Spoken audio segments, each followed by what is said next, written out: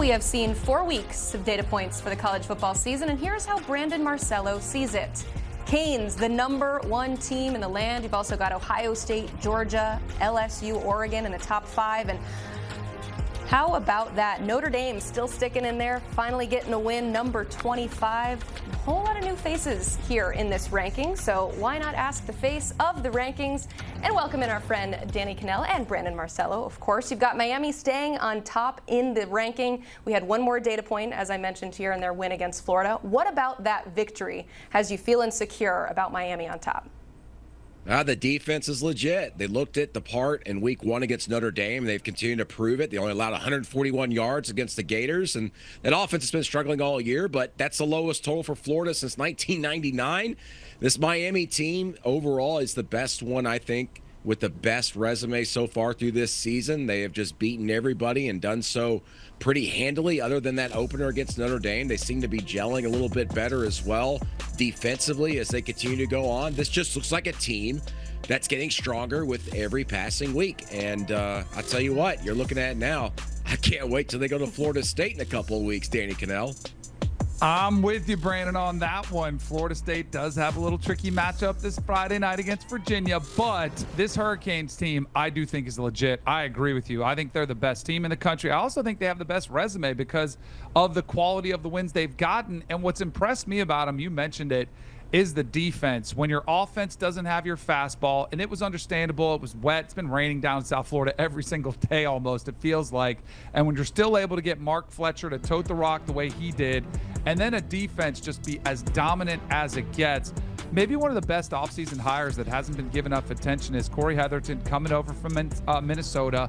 This defense reminds me of the defenses that I played against. Guys like Ray Lewis and Warren Sapp and Ed Reed, historically great players. And I would add Ruben Bain to that list. So I'm starting to see his name pop up in the Heisman conversation as some of the quarterbacks really didn't shine this opportunity when they had the opportunity to do so.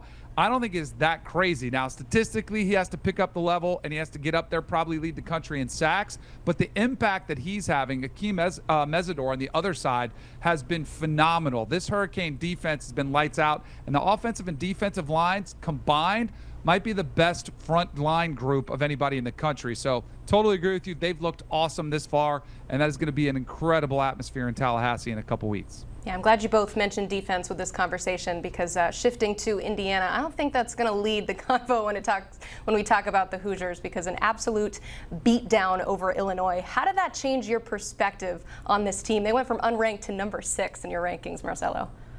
Yeah, I've been holding off on them because of the schedule. If I'm going pure power rankings, they hadn't played anybody yet. I mean, Indiana State, etc. But you always kind of knew, had an inkling that this looks like a top 15, top 10 type of team. I just needed to see them play someone with a pulse. Well, they played someone with a pulse, and they put them down. I mean, goodness gracious. Illinois is a team that prides itself to be the most physical and bullying team in the trenches. And Indiana just said, we're not putting up with that. We're going to run over you. We're going to throw over you. And we're going to dominate this game. Fernando Mendoza has been incredible. He has 10 touchdowns in the last 2 games, only 3 incompletions during that time.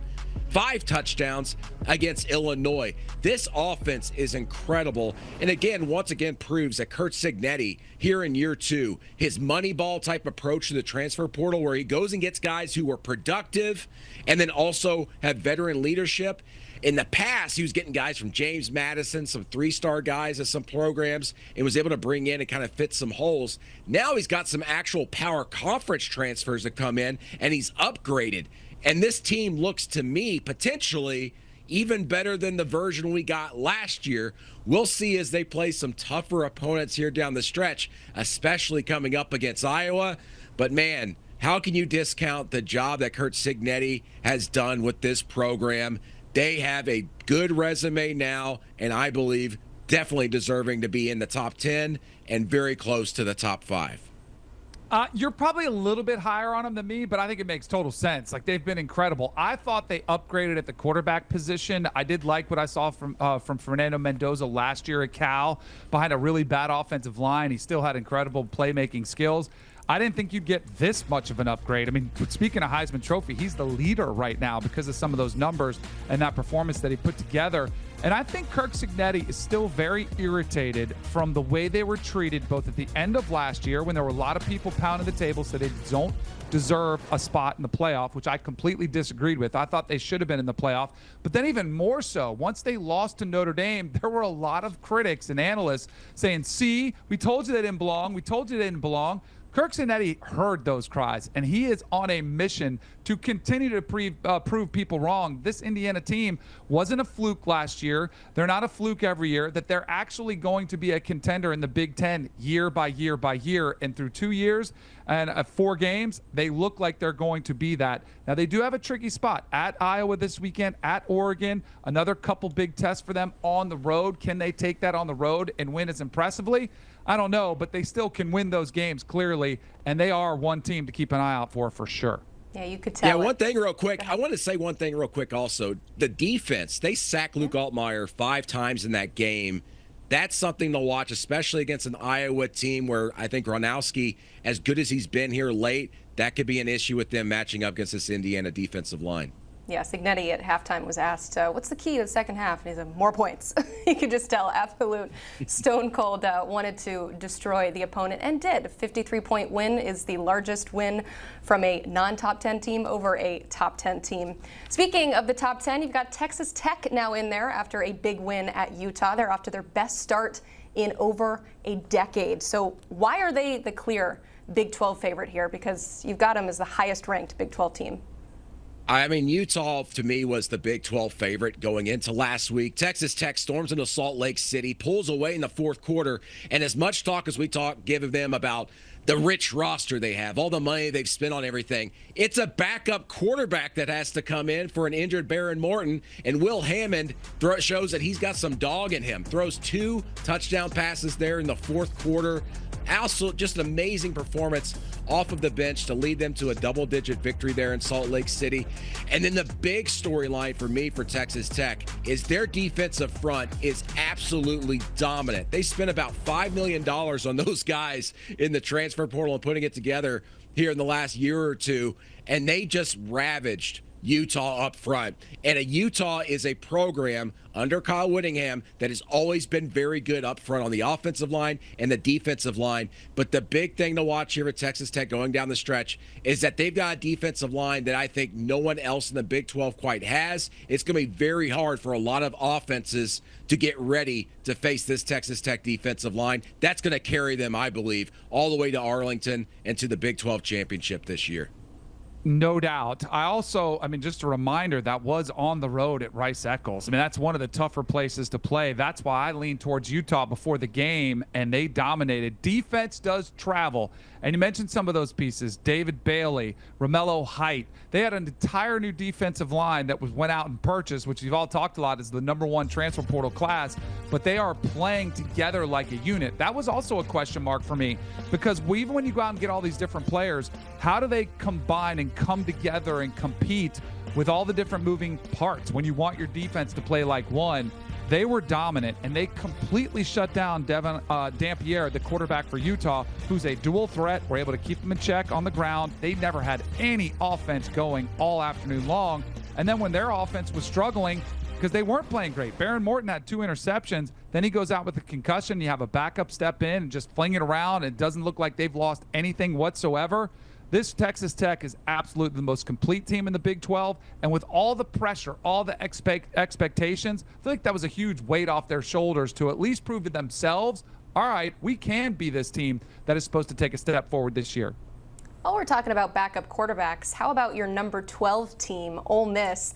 Trinidad Chambliss, once again, back-to-back games with 300-plus passing yards, has yet to throw an interception this season when coming in for the injured Austin Simmons, who apparently Lane Kiffin said after the game was feeling just fine. So, Brandon Marcello, what do we think about this Ole Miss team with Chambliss under center?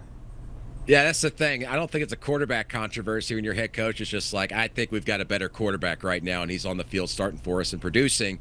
I really like this Ole Miss team offensively. I think for me, what they've got to continue to do is just to improve defensively as they move forward. I want to see a little bit more out of them. I want to see more turnovers forced by that Ole Miss defense. And this week, with them going against an LSU team that has struggled quite a bit offensively at times, we recently found out that quarterback Garrett Nussmeier has been struggling with an upper torso injury. So the question for LSU going against Ole Miss this week is that a Nussmeier injury issue, or is that just an issue with everybody else around him with that offense? Because this offense for LSU has struggled significantly. I really like Ole Miss in this spot to kind of knock LSU down a peg among the SEC contenders and kind of almost supplant LSU in that conversation in the SEC as everybody tries to fight to maybe be the second or third best team in the SEC. The Rebels in a very good spot, and I never would have thought to say they'd be doing so with Trinidad Chambliss, a transfer from Division II. But again, that just shows you that Lane Kiffin can mold and find quarterbacks and then be able to work them into the offense. The system just works. Brandon, I had them as a playoff team in the preseason, but I'd be lying if I said I didn't think it was because of Austin Simmons. Like, all the expectations around him being a great player, and he was anything but. I mean, I think that's why this is a really easy decision for Lane Kiffin. It'd be one thing if Simmons was balling in his first couple games, but he struggled with the interception bug, and that's been the most important thing with Trinidad Chambliss, the 6 total touchdowns, but a clean sheet in the turnover column. That is of utmost importance to any coach. And I do think the defense took a huge step forward. Tulane, with Jake Retzlaff, they were putting up some pretty big numbers. They had to bench him, and you held him to just 10 points. This will be a massive, massive opportunity for them to really put a statement early on this season, because I still think LSU is a really good football team.